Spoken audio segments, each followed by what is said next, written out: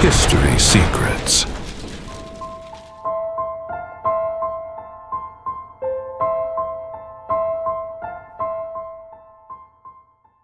Pour comprendre ce qui peut arriver dans les prochaines années, certains analystes commencent par observer un schéma récurrent dans l'histoire.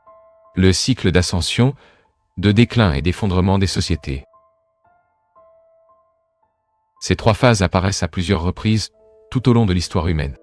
Les empires émergent. Ils croissent rapidement, se stabilisent pendant un certain temps, et finissent par entrer en déclin. Mais il est important de comprendre que le déclin ne signifie pas nécessairement que tout empire immédiatement. Le déclin signifie souvent simplement que le progrès ralentit. Les choses cessent de s'améliorer et commencent à stagner. L'effondrement, en revanche, est différent.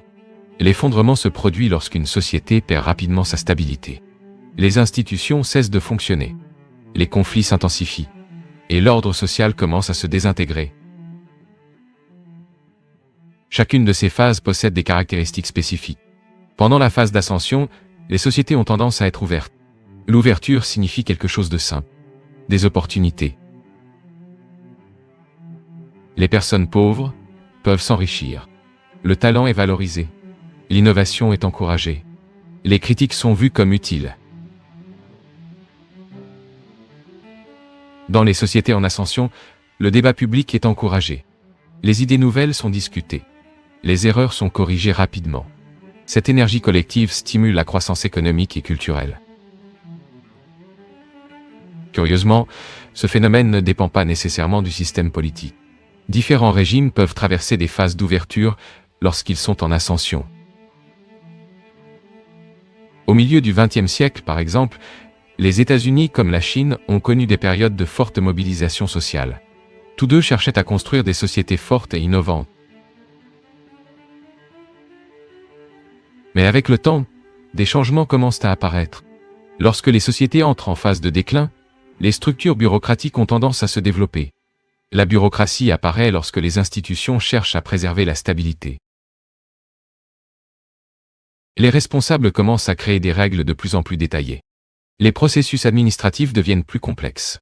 Les organisations se préoccupent davantage de maintenir le système existant que d'innover. À ce stade, la priorité n'est plus le progrès. La priorité devient la stabilité. Maintenir tout exactement comme c'est. Mais lorsque le déclin s'approfondit, autre chose se produit. La société peut entrer dans une phase autoritaire. À ce stade, le pouvoir ne dépend plus du consentement, mais de la force.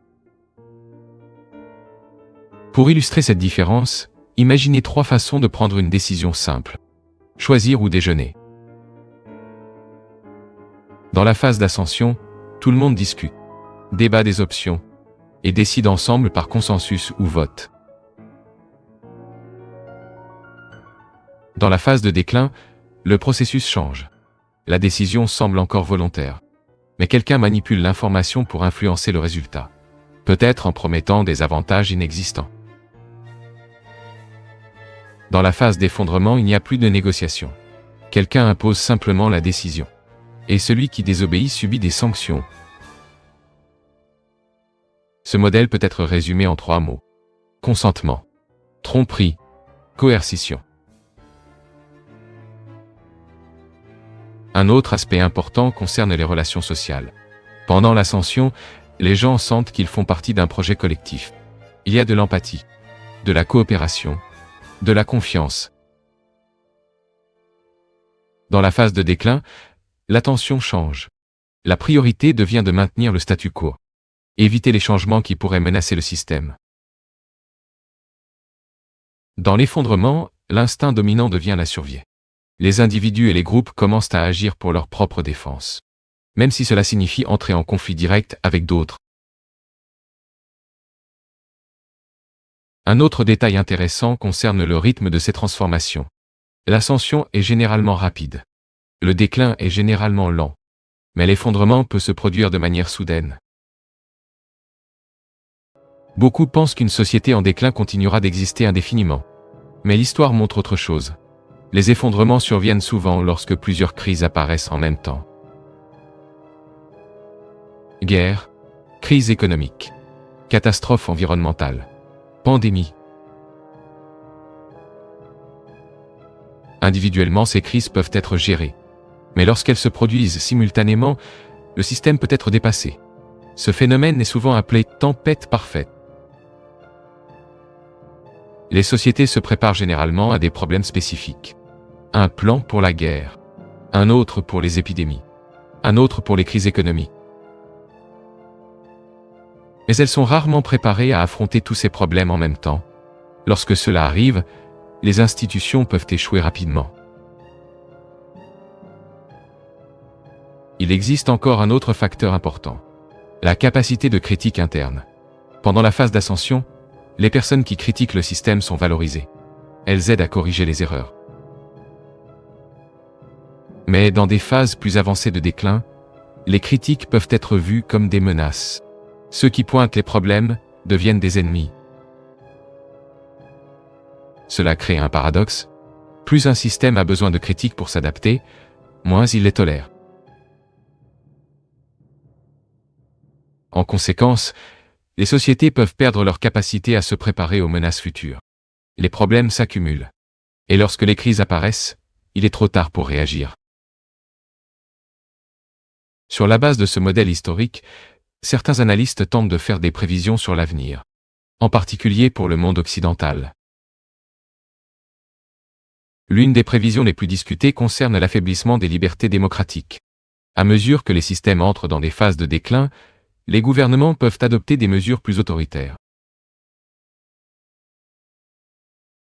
Une autre prévision concerne les difficultés économiques. Lorsque les citoyens perdent confiance dans le système, la motivation à travailler et à investir peut diminuer. Cela réduit la croissance économique. Un autre phénomène possible est l'augmentation des flux migratoires. Les gouvernements peuvent recourir à l'immigration pour compenser le manque de main-d'œuvre. Mais des changements démographiques rapides peuvent aussi générer des tensions sociales, surtout lorsque les populations locales sentent que leur identité culturelle est menacée. Ces tensions peuvent évoluer en conflits internes, protestations, violences politiques, divisions idéologiques profondes. Enfin, certains analystes pensent que les gouvernements peuvent recourir à des conflits externes pour gérer des crises internes. Les guerres peuvent servir à mobiliser la population ou à rediriger les tensions sociales.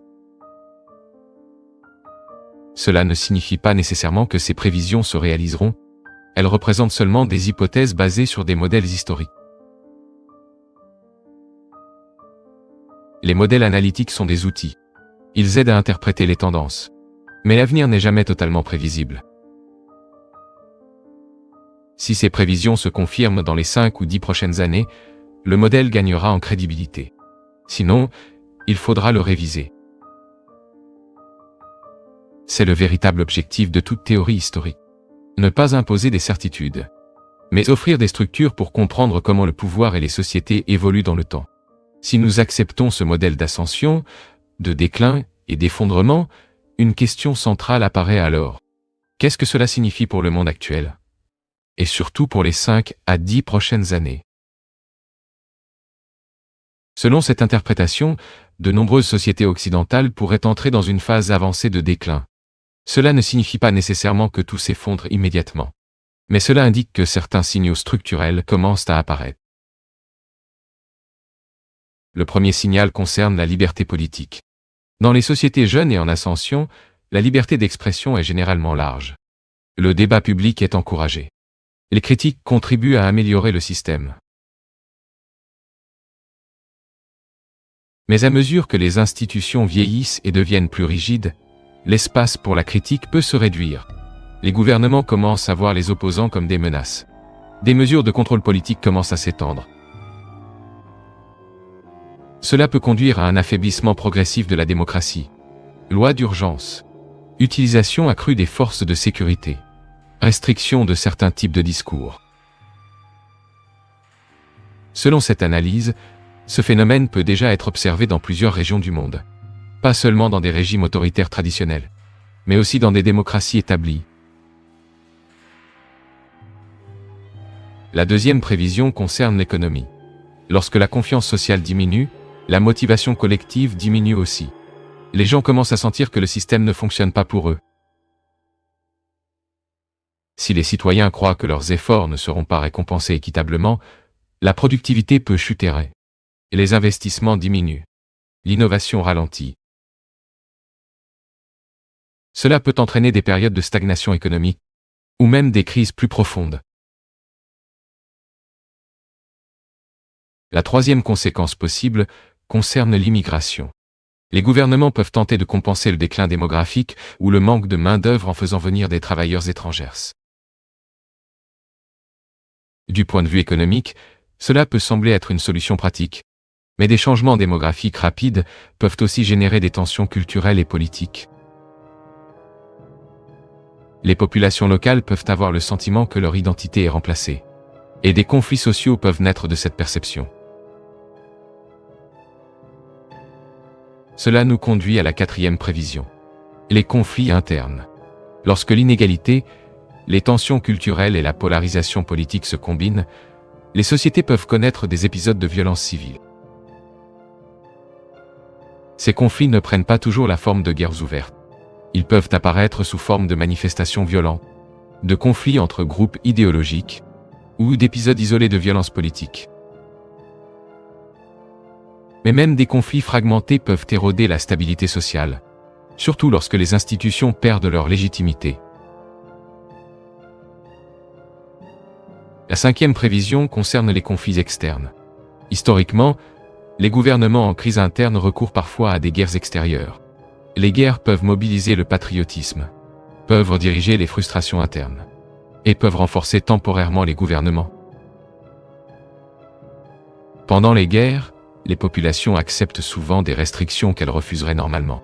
Contrôles économiques, lois d'urgence, extension du pouvoir exécutif.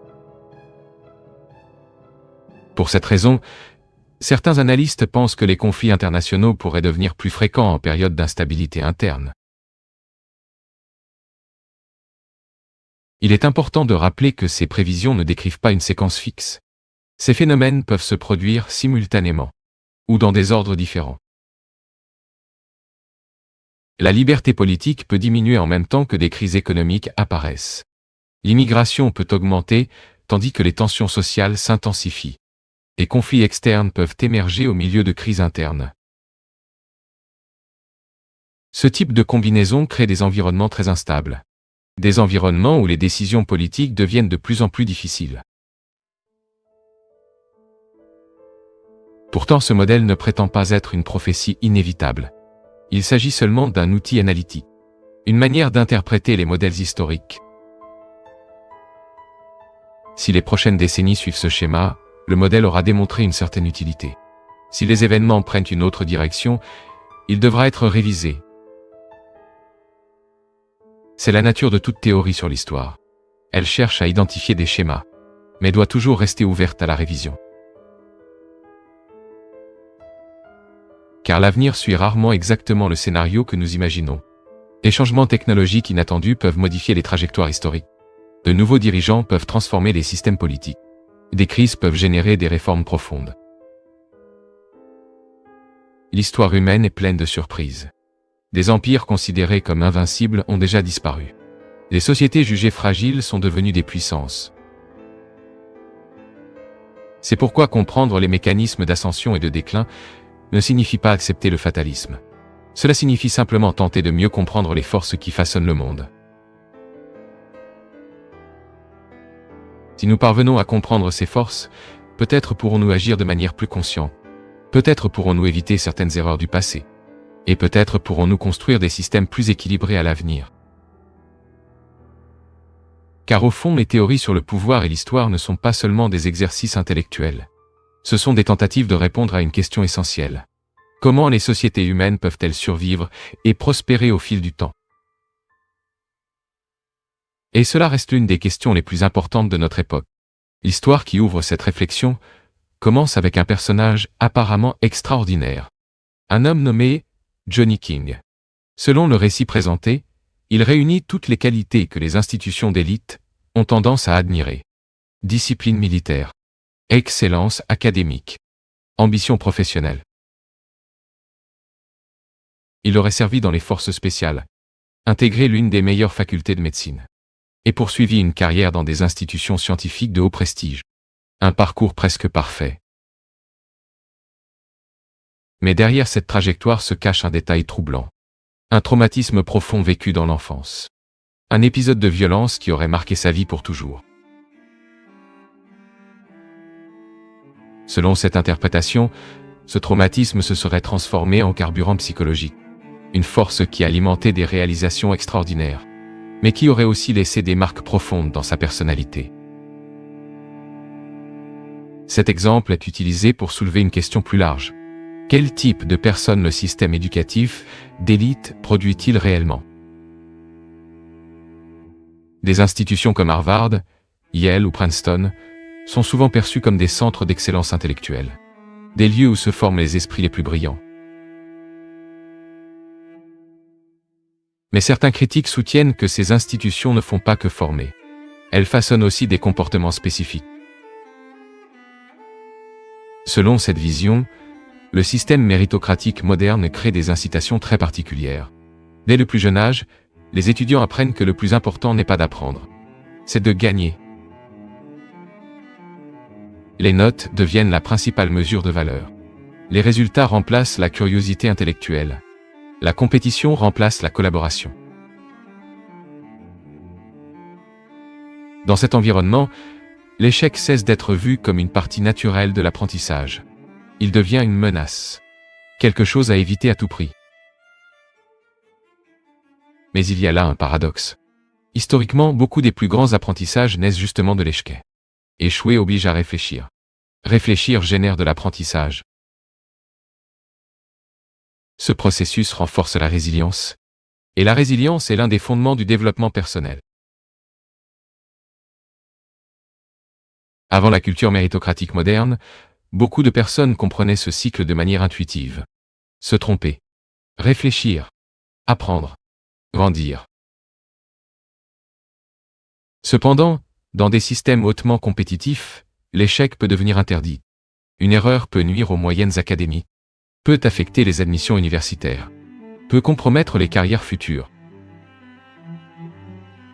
En conséquence, les étudiants commencent à éviter les risques intellectuels. L'exploration et la curiosité sont remplacées par des stratégies de performance. Un autre effet mentionné par les critiques concerne la perte de temps pour la réflexion. Beaucoup de jeunes vivent avec des emplois du temps extrêmement structurés. École, devoirs, activités extrascolaires, préparation aux examens. Chaque minute est planifiée. Il reste peu d'espace pour penser librement, pour questionner, pour explorer des idées sans objectif immédiat. Sans cet espace mental, la capacité de réflexion profonde peut s'affaiblir. Et sans réflexion, il devient difficile de développer la résilience. Selon cette critique, le système méritocratique peut produire des individus très efficaces, mais pas toujours des penseurs indépendants. Pour les personnes déjà issues de familles riches ou influentes, ce système peut bien fonctionner. Il les prépare à gérer le pouvoir. Mais pour les individus d'origine plus modeste, l'expérience peut être différente. La pression du succès immédiat peut générer une forte frustration, surtout lorsque les attentes sont irréalistes. Dans certains cas, cela peut conduire à des crises personnelles profondes, sentiment d'échec, perte de sens ou dépression. Dans le récit présenté, le narrateur lui-même décrit avoir traversé ce type de crise. Après avoir obtenu son diplôme dans une institution d'élite, il a connu des années de difficultés personnelles. Il décrit une période marquée par des frustrations professionnelles, l'isolement et des questionnements profonds sur le sens du succès. Selon cette réflexion, le véritable apprentissage n'a commencé qu'après cette période, lorsqu'il a commencé à valoriser 3 principes fondamentaux. Premier, garder l'esprit ouvert. Reconnaître qu'il y a toujours plus à apprendre. Deuxième, Accepter l'échec comme une partie essentielle de la croissance. Les erreurs ne sont pas des signes d'incapacité. Ce sont des opportunités d'apprentissage. Troisième, développer la résilience. La capacité de continuer malgré les difficultés. Ces trois éléments forment un cycle puissant. L'échec mène à la réflexion. La réflexion renforce la résilience. La résilience permet la croissance.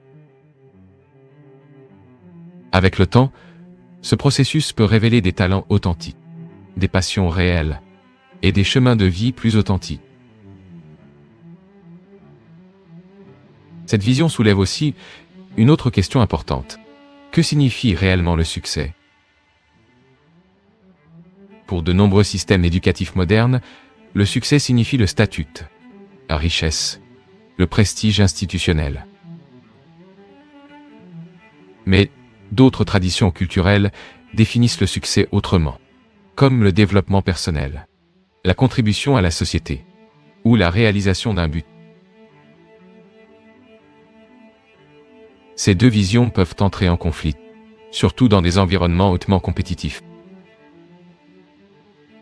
Certains psychologues décrivent deux modes fondamentaux de fonctionnement humain, le mode utilitariste et le mode altruiste. Le mode utilitariste est orienté vers les récompenses, les résultats mesurables, la compétition. Le mode altruiste est associé aux connexions humaines, à la coopération, à la créativité et au sens collectif. Selon cette interprétation, ces deux modes ne coexistent pas toujours facilement. Les environnements extrêmement compétitifs ont tendance à activer le mode utilitariste, tandis que les environnements collaboratifs favorisent la créativité et l'innovation. Cette tension apparaît souvent dans les systèmes éducatifs d'élite. Les étudiants sont encouragés à montrer de la passion et de l'idéalisme. Mais en même temps, ils doivent rivaliser intensément pour obtenir de la reconnaissance. Cette contradiction peut générer un type de conflit psychologique, dans lequel les individus sentent qu'ils doivent jouer différents rôles en même temps. Selon la critique présentée, cette dynamique transforme de nombreux étudiants en excellents performeurs sociaux, et personnes capables d'adapter leur discours et leur comportement selon l'environnement. Mais cette adaptation constante peut soulever une autre question. Dans quelle mesure ces identités reflètent-elles des convictions authentiques? Ou dans quelle mesure ne sont-elles que des stratégies de survie dans des systèmes hautement compétitifs? Répondre à cette question exige quelque chose qu'aucun système éducatif ne peut fournir à lui seul. La connaissance de soi. En fin de compte, les institutions peuvent offrir des outils. Elles peuvent offrir des opportunités. Mais la construction d'une vie significative dépend de choix individuels, des choix concernant les valeurs, le sens, et la manière dont nous décidons d'apprendre tout au long de la vie. C'est peut-être la véritable leçon de cette histoire. L'apprentissage le plus profond se produit rarement uniquement à l'intérieur des institutions. Il se produit lorsque nous sommes capables de réfléchir honnêtement à nos propres expériences et d'utiliser ces expériences pour continuer à grandir, même après la fin de la salle de classe. Après avoir présenté ces critiques du système éducatif d'élite, une question inévitable se pose alors. Existe-t-il un moyen d'échapper à ce cycle? La réponse proposée ne commence pas par des réformes institutionnelles immédiates, elle commence au niveau individuel, dans la manière dont chaque personne choisit d'apprendre. Selon cette réflexion, la première étape consiste à reconnaître la nature du système. Comprendre que de nombreux environnements éducatifs privilégient la performance et le statut, plutôt que l'apprentissage profond. Lorsque ce mécanisme devient visible, l'individu peut faire un choix différent, chercher un apprentissage authentique, au lieu de simplement poursuivre des diplômes. Cela signifie valoriser la curiosité intellectuelle, poser des questions, explorer des idées sans la pression constante de résultats immédiats. Cela signifie aussi retrouver quelque chose que de nombreuses cultures traditionnelles considéraient comme essentiel. Du temps pour penser. La réflexion exige un espace mental. Et dans les sociétés modernes, cet espace a souvent disparu. Emploi du temps chargé. Pression constante. Évaluation continue. Dans cet environnement, penser en profondeur peut devenir un luxe rare. Mais sans réflexion, un véritable apprentissage se produit difficilement. Un autre changement important concerne la relation à l'échec. Dans des systèmes hautement compétitifs, échouer peut sembler inacceptable. Mais en dehors de ces systèmes, l'échec devient souvent l'un des plus grands enseignants. Chaque erreur révèle des limites. Chaque difficulté met en lumière ce qui doit encore être appris. Lorsqu'il est envisagé de cette manière, l'échec cesse d'être une menace. Il devient un outil de croissance. Ce changement de perspective exige quelque chose d'essentiel. L'humilité intellectuelle. Reconnaître que personne ne sait tout. Qu'il existe toujours de nouveaux chemins à explorer. Et de nouvelles compétences à développer. Cette attitude favorise aussi quelque chose souvent associé à la créativité. L'ouverture d'esprit. Les personnes ouvertes à de nouvelles idées peuvent relier des concepts différents, explorer des territoires inconnus et trouver des solutions inattendues. Ce type de mentalité contraste avec les environnements excessivement orientés vers les résultats, où l'objectif principal est d'atteindre des cibles spécifiques. Dans ces environnements, l'expérimentation peut sembler risquée. Mais c'est précisément l'expérimentation qui conduit souvent aux découvertes les plus importantes. Un autre élément fondamental dans ce processus est la résilience. La capacité de continuer à avancer malgré les difficultés. La résilience ne signifie pas l'absence d'échec. Elle signifie apprendre de chaque échec. Et continuer à essayer. Avec le temps, cette combinaison d'ouverture d'esprit, de réflexion et de résilience peut révéler quelque chose de plus profond. La découverte d'une passion authentique. Lorsqu'une personne trouve ce qui la motive réellement, l'apprentissage cesse d'être une obligation. Il devient un processus naturel. Les heures de pratique cessent de sembler être un sacrifice. La curiosité se transforme en énergie créative. Ce type d'apprentissage suit rarement des trajectoires prévisibles. Il peut apparaître à différents moments de la vie, parfois après des années d'essais et d'erreurs. Mais lorsqu'il apparaît, il peut redéfinir complètement le parcours d'une personne. Cette vision soulève aussi une réflexion importante sur le concept de succès. Pendant longtemps, le succès a été associé à des institutions prestigieuses, à des postes élevés, à la richesse matérielle.